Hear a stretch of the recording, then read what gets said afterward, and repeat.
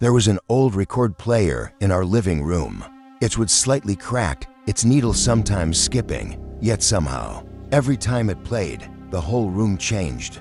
My father only opened it on special days, birthdays, New Year's Eve, or sometimes just when he wanted to remember who he used to be. And the moment the player started spinning, one name filled the entire house: Frank Sinatra. My father's expression transformed instantly. The wrinkles around his eyes deepened, but his gaze grew younger.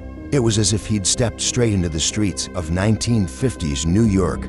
A black suit, polished shoes, rain-darkened sidewalks glistening under street lamps. That man, my father would say, didn't sing a song. He sang a feeling. When he was young, he had been in love with a girl, and as Sinatra's "Fly Me to the Moon" played, he held her hand for the very first time. Even decades later, you could hear that moment trembling inside his voice. The love didn't last long, but Sinatra's voice held onto memories long after people let go of each other.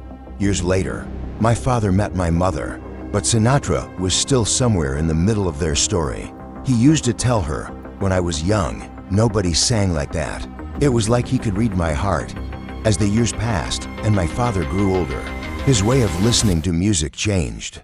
He didn't dance like he used to, but whenever the song began, he'd lower his head slightly, close his eyes, and the whole house would fall into a soft silence. We all knew what that meant. He was speaking with his memories. One night, when his illness had worsened and the doctors had lost hope, my mother came to me and whispered, "Should we turn on the record player?" My hands trembled, because I knew some songs are for the living and some are for saying goodbye. I placed one of the Sinatra records on the player. The house was quiet, the night unbearably heavy, but when the needle touched the vinyl, that familiar voice poured into the room, warm, deep, gently sorrowful. My father closed his eyes, but this time, his smile was different. It was a farewell smile. He passed away as the song played, and after that night, Sinatra never sounded the same in our house again. Months later, while cleaning his room, I found an old note tucked inside the record player's drawer. "If one day you play Sinatra, know that I will remember. My youth, my love, your birth, they all live in his voice."